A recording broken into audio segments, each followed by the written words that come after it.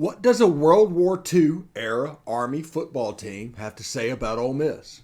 We'll tell you right after this. It's the Locked On Ole Miss podcast. You are Locked On Ole Miss, your daily podcast on the Ole Miss Rebels, part of the Locked On Podcast Network, your team every day.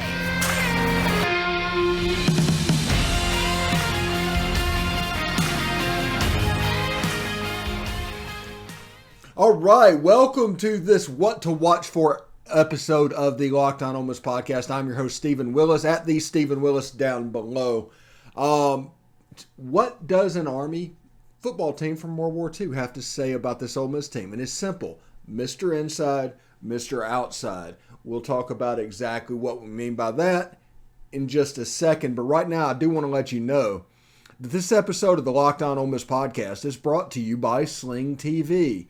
Don't miss this weekend's matchup between the Ole Miss Rebels and the Alabama Crimson Tide right here on Sling. Sling, it's the TV you love at the price you'll love. Try it today. The game's at 2:30 Central on CBS. The line is not moving, in case anybody is wondering about that. And also, thank you for making the Locked On Ole Miss podcast your first listen every day. We are free and available wherever you get your podcast, including YouTube. Do us a favor, subscribe to the YouTube channel, hit the bell for notifications for new videos, and of course, participate in the conversation by commenting below and, of course, upvoting the video itself. Appreciate it very much for that. Mr. Inside and Mr. Outside, Doc Blanchard and Glenn Davis, I think they both won Heisman trophies in the World War II era running the ball for the Army Black Knights. This was an era that was a little bit different. Shortly after that, Johnny Vaught would arrive at Ole Miss and Ole Miss would come on the scene. But in the 40s, Army was the thing.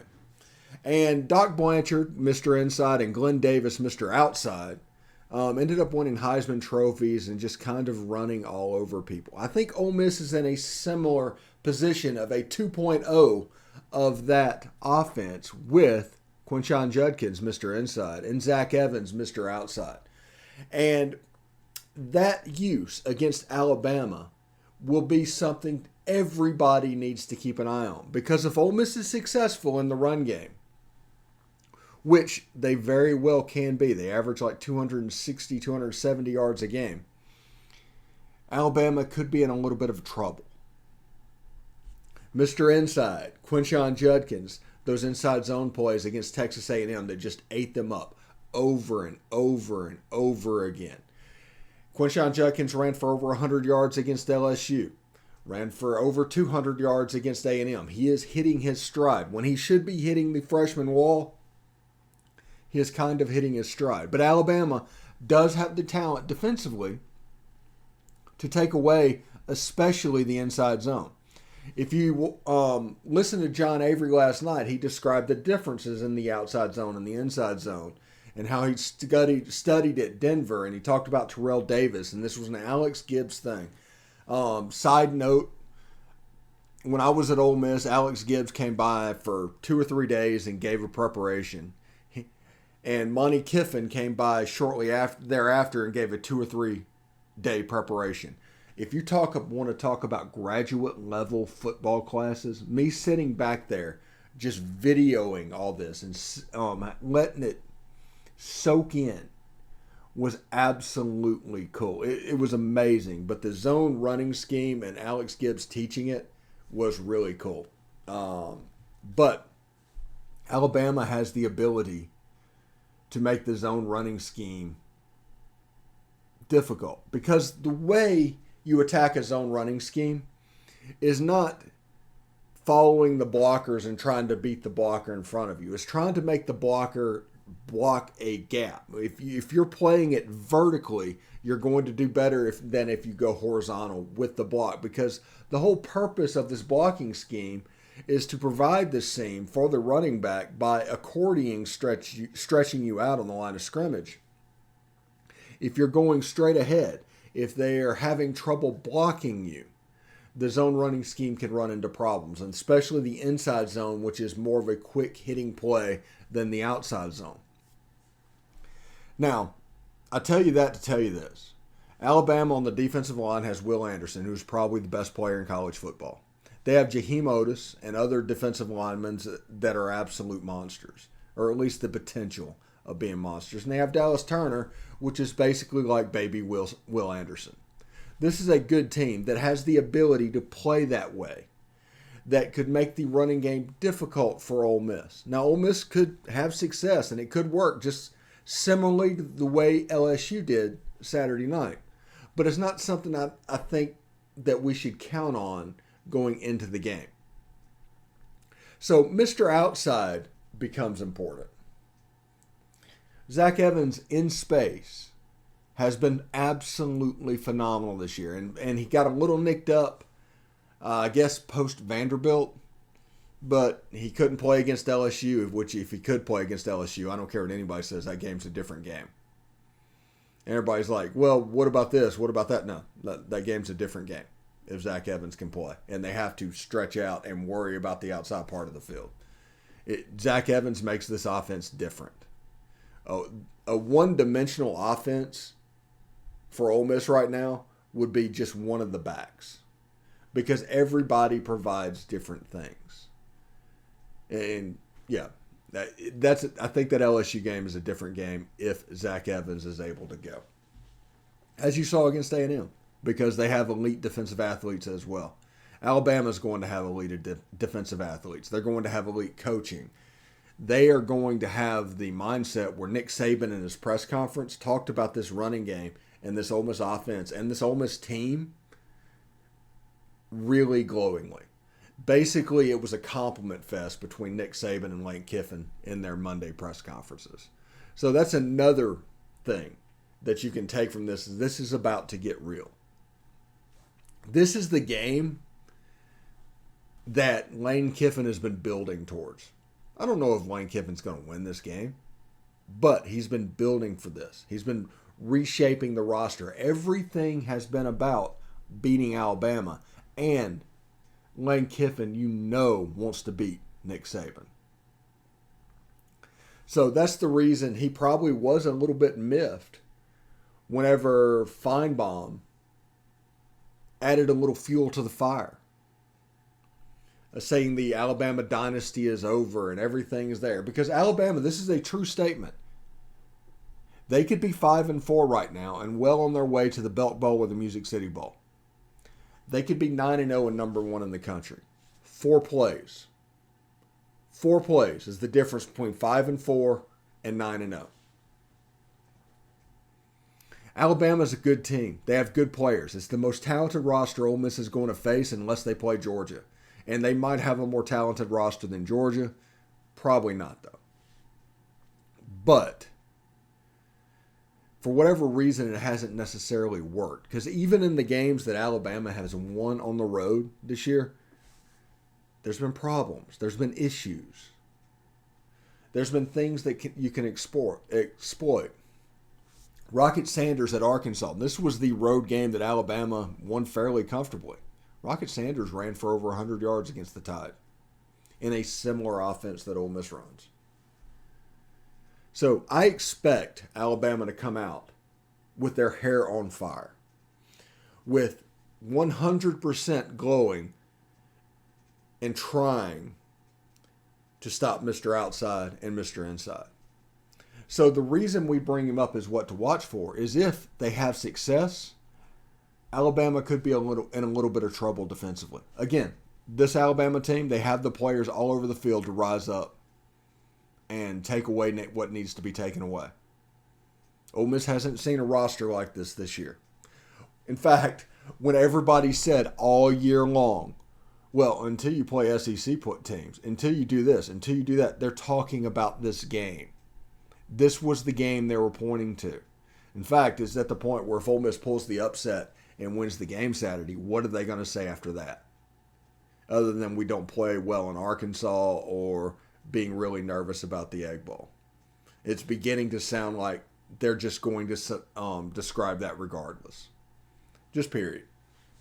So this should be a really fun game. And it all starts with Mr. Inside and Mr. Outside 2.0. Zach Evans and Quinshon Judkins if they can get going the way that Jerry and Ely and Snoop Connor had success against this team in 2020, this game could be a lot of fun. Now, one thing that helps Ole Miss is Ole Miss can go a little bit faster than they could last year. Everybody's like, what was the difference between 2020 and 2021? Well, the 2021 game was in Tuscaloosa, and just by the noise and everything going on, you're going to go a little bit slower, or you're going to have operational penalties. This game being in Oxford means the offense can run at 100%. They can do the things that they need to do. The crowd will be absolutely crazy. When Alabama has the ball, they're going to go a little bit slower. They're going to have a little bit of trouble operationally. That's just the way this works. Home field advantage in college football is almost becoming a college basketball level event. I think they said like 3 top 12 teams have home losses on their resume. It's hard to beat a good team at home. A team like Alabama has the talent to do it. Hard to be a good team, beat a good team at home. And Ole Miss is a good team. I don't care what anybody says. Ole Miss is a good team. And people have their opinions, whatever. Anyway, did you know that over the holidays, property crimes like burglaries and package theft spiked nationally? That's why our friends at SimpliSafe Home Security are offering 50% off of their award-winning security system so that more families can feel safe and secure this holiday season. Order your SimpliSafe system for half off today and enjoy the advanced security and greater peace of mind this holiday season. Here's why I love it. In 2019, I had major brain surgery, like 20-hour surgery. I mean, it was nuts. But I guess whenever your brain touches that much oxygen, you become a little bit more forgetful. And I become forgetful. And it seems like at least once a month, I forget the security system's arm, open the door, the alarm goes off, and SimpliSafe calls, like, what's the password, the whole 9 yards, and I give it to them, and they're like, all right, Mr. Willis, have a good one. And my point is, if they will always be on the ball for the worst customer of all time, they would for you, and they would help protect you in the case of an intruder. So, SimpliSafe was named the best home security system of 2022 by U.S. News and World Report for a third year in a row.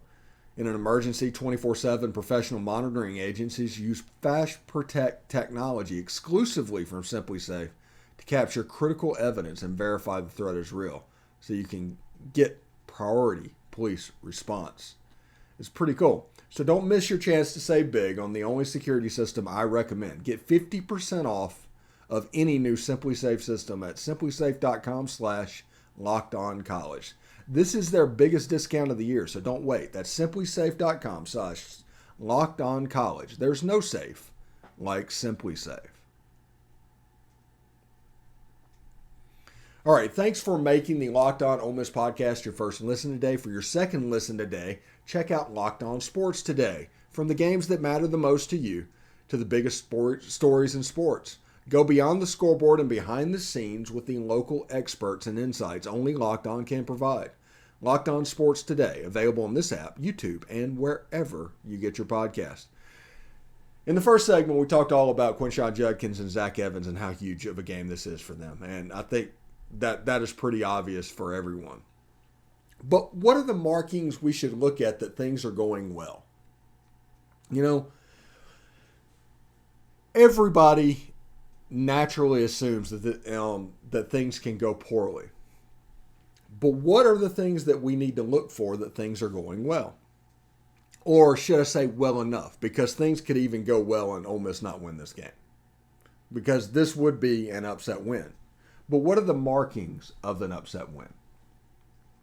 I think if the crowd affects Alabama during the game, and I understand that they struggled at Texas and Tennessee and LSU, all 100,000 seat stadiums, and they're going to come into Vaughn Hemingway Stadium, and there's going to be 66, 67. So the numbers will not be quite as well. And the way the stadium is built, noise is not a factor like it can be in other places. I get all of that. But how can the crowd affect Alabama? because they've had trouble with penalties. Like 2 or 3 of the most penalized games in Nick Saban's history has happened this season.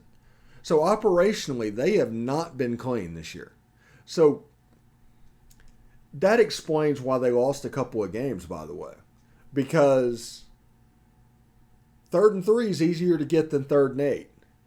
And eventually, you will not convert that 3rd down. You'll end up scoring less points. You'll end up losing the game. That's the way it works. So can the crowd affect Alabama? That is number one thing to watch, because the crowd plays a massive role in this game, period. I mean, it doesn't even really come that close. Second of all, how is Ole Miss running the football? How is Ole Miss running the football against Alabama? Are they doing really well? Are they able to get a push? You can keep an eye on that. If Ole Miss is going 2nd and 6, 3rd and 2, and getting first downs fairly consistently, no, this is probably a good situation for Ole Miss. Second of all, Jackson Dart on his deep passes. Jackson Dart needs to be at a higher percentage on his deep throws than he normally is. The windows are going to be smaller. The athletes are going to be better. He needs to be a little bit more competent in the deep ball throwing. Now, he's been good this season. I'm saying he needs to be great this game. He doesn't need to be Steven Garcia, because Ole Miss's team is better than that South Carolina team was, in my opinion. But he does need to be good. He does need to be great on the deep passes downfield, and he needs to avoid costly interceptions.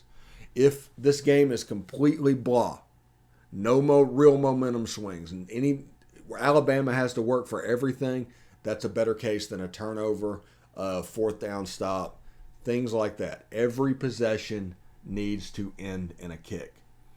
If Ole Miss is doing these things, you've got the makings of an upset win. Now, Alabama turning the ball over, everybody knows that. Ole Miss needs to be really good tackling the ball. If Jahmyr Gibbs is having success running the ball, that is problematic. We're going to talk to Jake Thomas of Ty Talk Live, and he's going to tell us all that's going on with Alabama. We're going to have Luke Robinson this week. We're going to have Chris Gordy giving a preview. We got 3 outside of Ole Miss previews of this game scheduled, and that's not counting Biscuits and SEC After Dark tonight, and the Twitter Spaces. There's perspectives everywhere. We're going to cover this from every angle that we can. And Friday, hopefully, I'm going to have a day of fun at Magic Kingdom at Disney World if this hurricane just goes somewhere else. Although, by the time it gets to Winter Haven, it's probably going to be a tropical storm anyway, but still, it needs to go somewhere else. We're done with you. Get away. So, this is a game that I expect Ole Miss to at least be very competitive in, with a chance to win the game. Period. I'm not really ready to give my prediction yet. I'm going to do that on the crossover on Thursday, tomorrow. But this is a game that Ole Miss can win. And the homer in me might not allow me to pick Alabama in this game. I don't know. But as this week goes on, I get more and more confident. There's more avenues. There's more roads. Used to, in 2014, 2015, when Ole Miss pulled off those upsets, the margin for beating Alabama was so narrow. There were so few things that could be done that took advantage of this team. That's not necessarily the case now. LSU took 2-yard runs and turned them into 4-yard runs, and by the fourth quarter it was 6-yard runs, and Alabama couldn't stop them. Defensively, they had a plan. There were weapons all over the field against an Alabama offense in 2018, 2019, and 2020. There's just weapons everywhere. That's not the case right now with Alabama. I'm not saying they're good, not good. I'm talking about relative to other Alabama teams. So, yeah, I think Ole Miss can win this game. I don't think anybody can watch the last couple of games and think that Ole Miss can't win this game. This, like I said, this isn't 2019, 2020.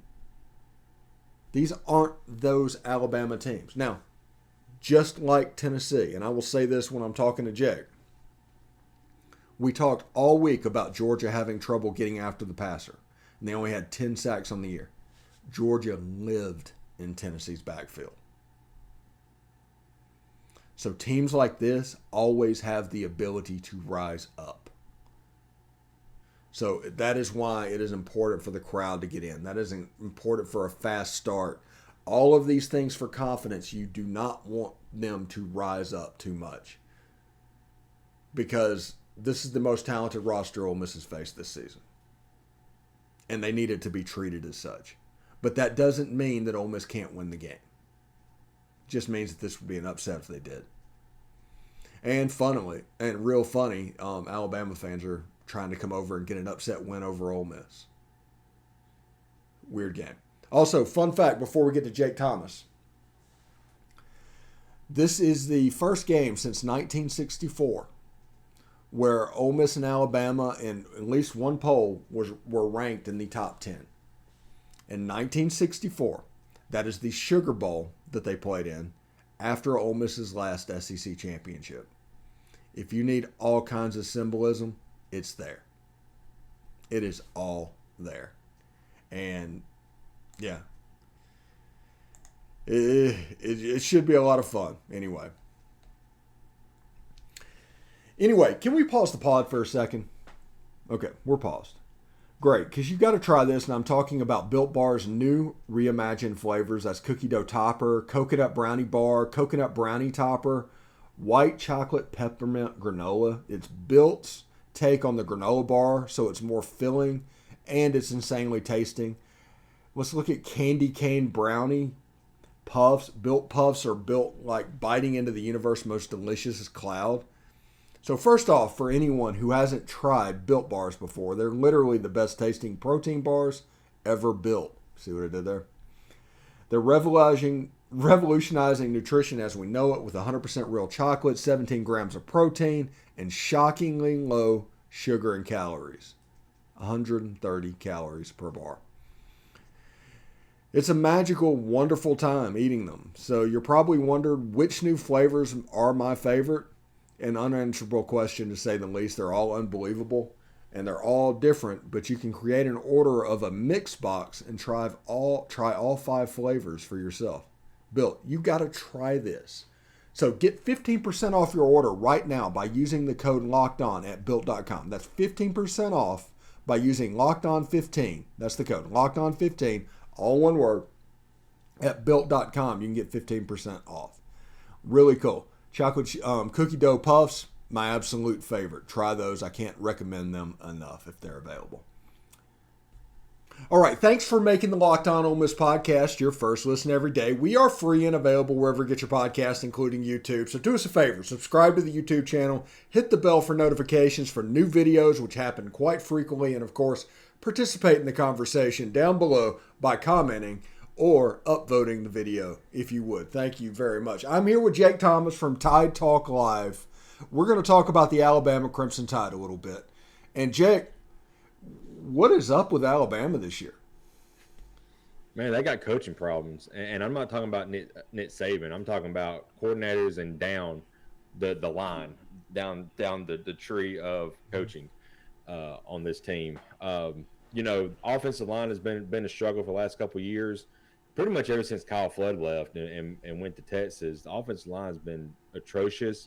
Alabama's not won in the line of scrimmage at all in the last couple of years. You see that taking effect right now. Defensive line coaching there has been a problem. Secondary is Saban's baby, but he also has coaches there, and they're not getting it done either. So it's a lot of coaching issues and a lot of mental mistakes from this Bama team that you don't see or haven't seen in the past from a Bama-led team and Nick Saban-led team. Yeah, you look at it, this Alabama team, they're 7-2, and people are completely melting down, as basically you just said. Yeah. But they're 7-2 because of 2 plays. There was a field goal against Tennessee on the last play and a 2-point conversion against LSU. But the flip side of that is they're lucky to not be 5-4 right now because they were a play away from losing to Texas and they were a play away from losing to Texas A&M.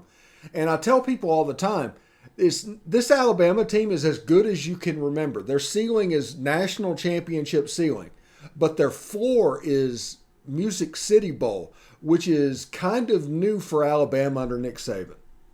Oh yeah, people say, "Man, Nick Saban going to Music City Bowl, that will never happen." Well, I mean, we're at the verge of it. It could absolutely happen because we can lay an egg at the rest of the season and absolutely get destroyed about the game we're fixing to talk about this week, and then we can lay an egg against Auburn as well. So, I mean, it's absolutely there where a bowl like the Music City Bowl is in our size if something doesn't change in the next couple of weeks. Yeah, and it could because Alabama does have the talent to rise up at any particular moment. They could come out against Ole Miss and be completely barn burners. They have that ability to do it. Just like Georgia and Tennessee, that's the example I give. Everybody was talking about Georgia's pass rush and how they couldn't get to the quarterback. They lived in Tennessee's backfield. Sometimes teams just cut it on. So my next question for you, Jake, is Bryce Young really healthy? He doesn't look quite right. Yeah, we was at the game, me and my wife, we went to the Mississippi State game, and that second half, he just didn't look right. He was kind of off, underthrowing guys. And then you turn around to this week, and he was underthrowing guys by 10 yards or more. I mean, it did not look like Bryce was in his element. He wasn't in his element. He was out of shape. And I don't think he's 100% healthy, but I know mentally that interception in the end zone kind of messed with him throughout the night, and he just got very, very cautious when we needed him to make a play. He just got too cautious. But going back to him being healthy, I don't think he's 100%. He may be about 80, 85. Okay. I was talking with Corey, who watched tonight on SEC After Dark, because you'll hear me. Jake will be there. We'll be talking more about this game, and we'll have perspectives from the Tennessee and Georgia angle as well. But if you look at the LSU game, teams have discovered that just bull rushing up the middle and pressure up the middle is the best way to affect Bryce, because let's be real, he may not be Kyler Murray short, but he's probably 5'11", 6 foot in lifts a little bit, and that is many of his passes. That interception was on anticipation, but his pass wasn't where the receiver wasn't where he thought they would be. Are you seeing this? Is this could this be a situation that gets a little bit worse for Bryce Young? There's a chance, because like I said earlier, the offensive line it's been kind of shaky year round, and like you said, they were bull rushing up the middle. LSU was last week, and just getting in there and shoving our guys in Bryce's face, and he's, when you have that pressure in your face, you're looking at what's in front of him instead of looking at where your receivers are at. So it kind of mentally messes with you as well. I talked about his mental toughness earlier on the interception, but like I said, just kind of messed with him a little bit. But when you get pressure on him and he's having to move out of the pocket, it absolutely, that's when he's kind of at he could be at his best, but he also can make mistakes as well. Yeah, because you did notice in this game that there was a lot of anticipation that was happening with Bryce Young and stuff that there's no way he could see. Let's turn the page to this week. What are you expecting in this Ole Miss game? For Alabama, I just want to see some kind of grit and some kind of passion that has not been there this year from past Alabama teams.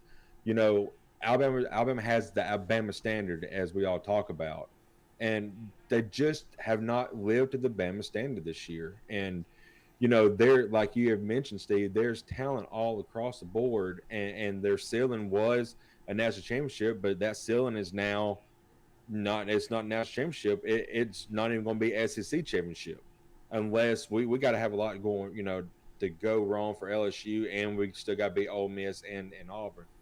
But I just want to see them finish strong to finish out the year and get back to the toughness that past Alabama teams have been known for. Well, in this game, what is concerning you whenever you look at this game? What concerns you? The biggest thing that concerns me is just that. Are we going to come out and just have our heads down because the season's over with? Are we going to play to our ability that we know we can play at? And I just don't know with this team right now. It's very concerning. Another thing that worries me in this game is, I just don't know where our receivers are at. They've not been there all year. I mean, we finally got Brooks going, and he's finally leading the receiving attack. But all year up until last week, Jahmyr Gibbs, our running back, had the most reception yards on our team. So there's a lot of question marks that you're not used to seeing with Alabama, and we've got to get something going this year to salvage somewhat of a season. Yeah. What would be a successful season at this point for Alabama? Because the SEC championship, that's a hard reach at this point. Yeah. What is something that Alabama, is it an Access Bowl? Would it be a Cotton Bowl or an Orange Bowl against Clemson? Is that the level now? You win out and then try to get a New Year's Bowl, I would imagine. That's got to be what we're looking forward to. But it all starts this week, and it's just going to depend on what team comes out. The one that we know that can play like they played against Mississippi State and just shut Mississippi State out all 4 quarters, or is it going to be the ones who struggled against Texas, against Tennessee, and against LSU? Which team's going to show up for Bama? Yeah, and seriously. And what concerns you from Ole Miss, from what you're going to see Saturday? What's the one part that Alabama should probably key on? Because if they don't, it's over. With Ole Miss's attack, it's so tough because not only can they run it with a 2-headed monster, they can also run it with a quarterback and dart, and they also throw it like crazy. So I feel like Alabama needs a key in because they're really good at stopping the run, but that secondary's been trounced the last couple of weeks. So it all depends on what Ole Miss does, game plan, and Lane is one of the best game planners out there, and he knows the vulnerabilities that this defense has. So he's going to attack. I know he's probably going to try the run to set up the pass, and if if Evans or Judkins gets a breakaway, they're gone, and that's just going to set Ole Miss up for the rest of the game, and just force Alabama to stop them. And I don't know if they can do it. Okay, before we get out of here, what's the prediction for the game? Man, I love my Tide, but I mean, I just don't see right now just the mental reflection how they've been playing the last couple of weeks, being on the road, being a big game. It's still a big game for Ole Miss. It needs to be a big game from Alabama.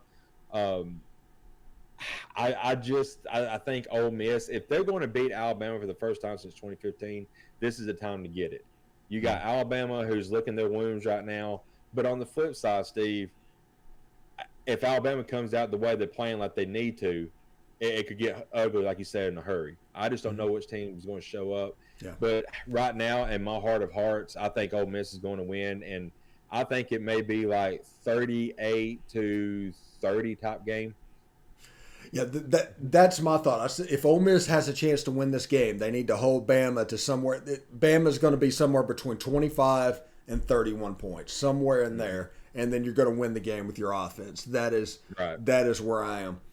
Thank you very much, Jake, and thank you guys for making the Locked On Ole Miss podcast your first listen today. For your second listen today, check out Locked On Sports Today. From the games that matter the most to the biggest stories in sports, go beyond the scoreboard and behind the scenes with the local experts and insight only Locked On can provide. Locked On Sports Today, available on this app, YouTube, and wherever you get your podcasts.